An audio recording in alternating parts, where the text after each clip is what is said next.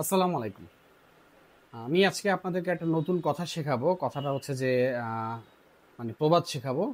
প্রবাদটা আমি আজকে মাথায় আসছে। আমি জানি না আগে কেউ শুনছেন কিনা। বাট প্রবাদটা আজকেই আমার মাথায় আসছে। সেটা হচ্ছে যে, "একজনের শাস্তি ১০ জনের শিক্ষা।" দ্যাট মিনস মানে শাস্তি একজন পায়, শিক্ষা কিন্তু ১০ জন পায়। ব্যাপারটা হচ্ছে এইটা। এখন এই কথাটা আমি কেন বললাম? কথাটা হচ্ছে যে রিসেন্টলি আমি Facebook থেকে কনটেন্ট মনিটাইজেশন পাইছি। তো কনটেন্ট মনিটাইজেশন পাওয়ার পর আমি দেখলাম যে আমার ফেসবুকের রিচেবিলিটি কমে গেছে। রিচেবিলিটি কমে গেছে। আমার ফেসবুকে আপনার রিচ কম হয়। আমার ফেসবুকের যেকোনো পোস্ট রিচ কম হয়। এটাতে রিঅ্যাকশন কম পড়ে, এতে কমেন্টও কম পড়ে। আগে কিন্তু এতটা খারাপ অবস্থায় আমার প্রোফাইল ছিল না। ইদানিং দেখতেছি এটা হচ্ছে আমার সাথে। তো অনেকেই মনে করেন যে এগুলা হয়তো হয় আসলে আইডি ফ্রিজ হয়ে যায়, হ্যান হয়ে যায়, ত্যান হয়ে যায় এগুলো। না, আইডি ফ্রিজ হলে আপনাকে হয়তো ফেসবুক থেকে নোটিফিকেশন মারবে যে আপনার আইডি কোনো কারণে ফ্রিজ করা হয়েছে, কোনো কারণে তার রিচেবিলিটি কমায় দেওয়া হয়েছে।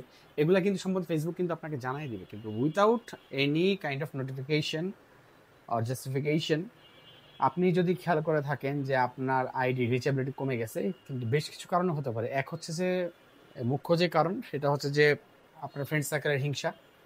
ফ্রেন্ড সার্কেল বলতে বন্ধু, ফ্রেন্ড লিস্টের যে বন্ধু সমিতি আছে, মানে বন্ধু লিস্ট আছে, সেই বন্ধু লিস্টে বন্ধুদের হিংসা যে আরে এ তো কন্টেন্ট মনিটাইজেশন পেয়ে গেছে, এ তো প্রচুর টাকা কামাবে এখন, এর ভিডিও সামনে সামনে আসলে দেখা গেছে অনেক সময় ইচ্ছা করে ভিউ করে না। দুই, ভিউ করার ইচ্ছা না জাগা। আমরা অনেক সময় কিন্তু এখন বর্তমানে আমাদের সকলের কিন্তু একটা অবস্থা হয়ে গেছে যে আমরা এখন কিন্তু ফেসবুক শুধুমাত্র চোখের পলকে দেখি।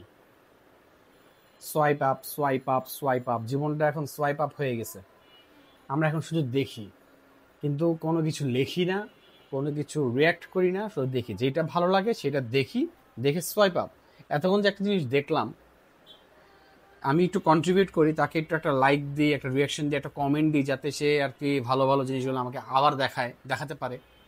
না, আমরা এটা করি না, আমরা সোয়াইপ আপ। এ হচ্ছে সোয়াইপ আপ সমস্যা নাম্বার টু।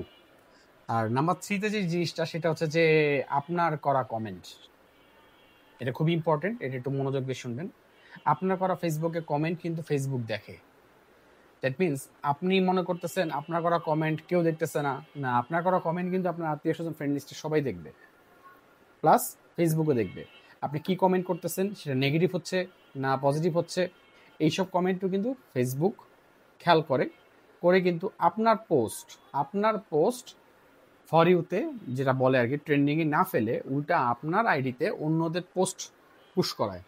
আপনি যে টাইপের পোস্ট দেখতে পছন্দ করেন, যে টাইপের পোস্টে আপনি রিয়াক্ট করুন, সরি, ওই টাইপের পোস্ট কিন্তু আপনার কাছে বেশি পুশ করাবে। উল্টো আপনার পোস্ট রিয়াকশন বা রিচ কমায় দিয়ে আপনার করা অন্যের কমেন্টে গালাগালি, অন্যের কমেন্টে গিয়ে আপনার মাতব্বরি, যেমন আমি জিনিসটা করি আর কি।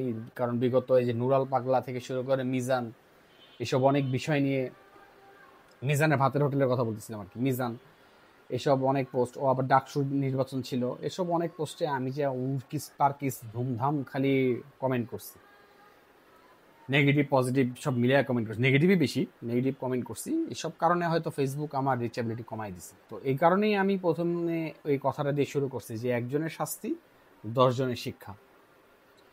সো যারা ভুক্তভোগী, যারা আসলে ফেসবুকে আপনার নিজের কন্টেন্ট মনিটাইজেশন পাওয়ার পর আসলে ফেসবুকে ভিউ পাচ্ছেন না, তারা যদি খেয়াল করে থাকেন যে আসলে রিচ কমে গেছে, ভিউ কমে যাচ্ছে, রিয়াকশন কমে যাচ্ছে, তাহলে তারা খেয়াল করবেন যে হয়তো এই ৩টা কারণে যে কোনো একটা কারণেই আপনার সাথে ঘটতেছে। তো প্লিজ কমেন্ট করবেন। এই ভিডিও যদি পুরো দেখে থাকেন তাহলে অবশ্যই কমেন্ট করে জানাবেন যে আসলে আপনাদের সাথে সেম জিনিসটা ঘটতেছে কিনা। আল্লাহ হাফেজ, ততদিন পর্যন্ত।